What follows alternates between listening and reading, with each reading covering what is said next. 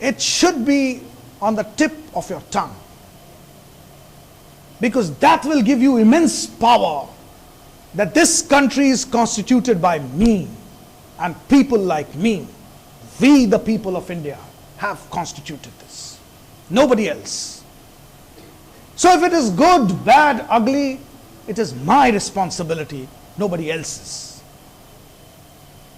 And I'll tell you those features of the Constitution of India which will instill that power into you, that you will feel that power inside you, that how powerful a citizen can be. And when I said that no country in the world gives this power what India gives to its citizens, then I say it with responsibility, with knowledge of having read several other constitutions of the world. And with that responsibility, I can proclaim that as a citizen of India, the power which is given to you by the Constitution of India has not been given by any constitution of any country in the world.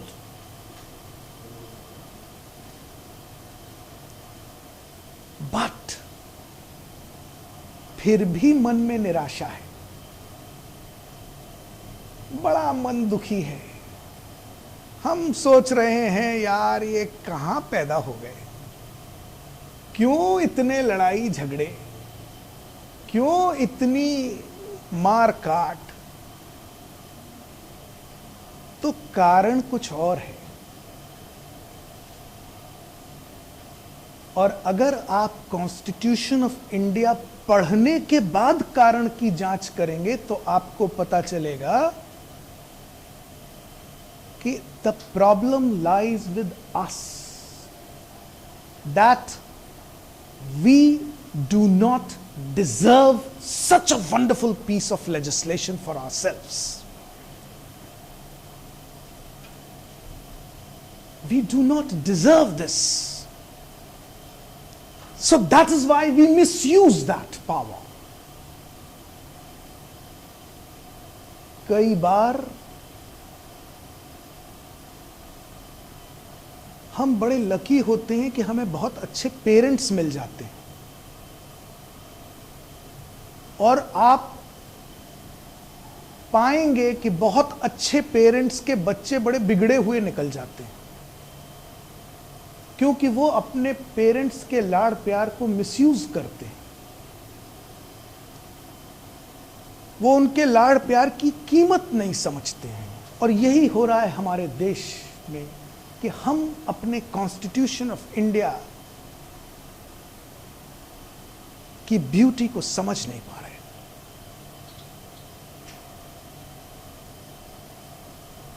Moving ahead, the constitution of India has 22 parts,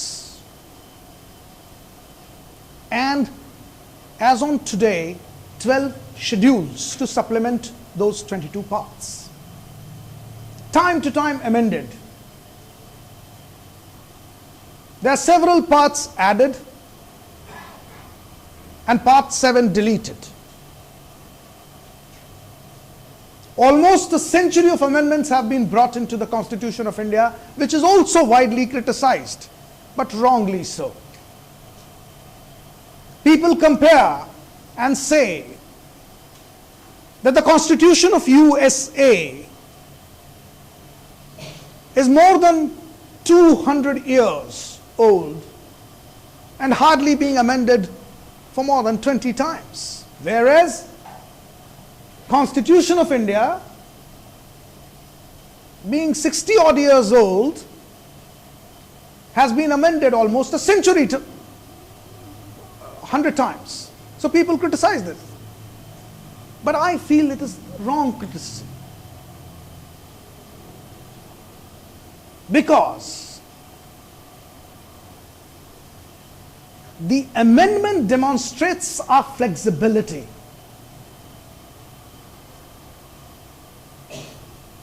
And remember, flexibility is a virtue, not rigidity. If there is a vice, that vice is rigidity, not flexibility. So if we feel that we are getting intelligent with this lapse of time. From the time when this constitution was promulgated till now, the circumstances are changing. Then we don't shy away from amending our constitution. We don't believe to be rigid. So I don't cater to that criticism which says, oh, how many times you are amending this constitution? Are you not sure of yourself? But who is? Who's sure of oneself? जिस उम्र में आप हैं तब तो आप किसी भी चीज में श्योर नहीं। मैं भी था आपकी उम्र में, बड़ा कंफ्यूज था, अभी भी हूं, पर धीरे धीरे कंफ्यूजन दूर होते हैं और हमारी विचारधारा दृढ़ होती है। हम क्लियर होने लगते हैं। अच्छा भाई, इस टॉपिक पे ये बात क्लियर है।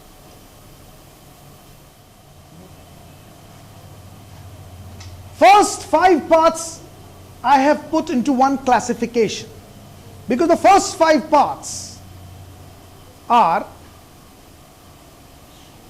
beginning from preamble to first chapter, which talks about Union of India and its state. It defines the territory of India.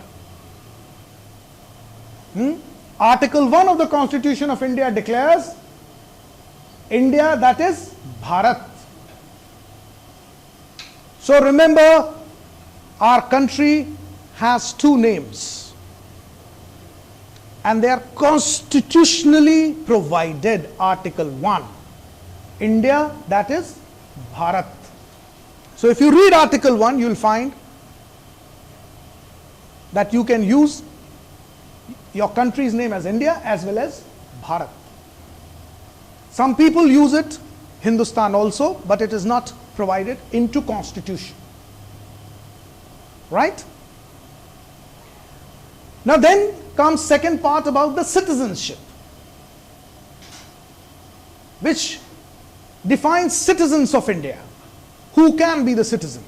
And it says the people who are born in India are natural citizens. But because the constitution was promulgated at the time of partition, so they say that those who have come from Pakistan or Bangladesh and migrated and domiciled here are also to be considered as citizen of India. And then there are other legal ways to become citizen of India through Citizenship Act of 1955. You can still become a citizen of India. And mind you, with an amendment of the Citizenship Act in 2003, 16 countries were recognized by India that the inhabitants, Indian origin inhabitants of those 16 countries can have dual citizenship, because they are citizens of those countries but people of Indian origin. So India granted them Indian citizenship as well. But it is limited to 16 countries as of now. Now, then comes the most important part of the Constitution of India, Part 3. Part 3 is the most important part of the Constitution of India. Remember carefully. And what is Part 3? Fundamental rights. Part 3 is fundamental rights. Part 4 is directive principles of state policy. And Part 4A, which I have clubbed it into this first classification, Part 4A is fundamental duties.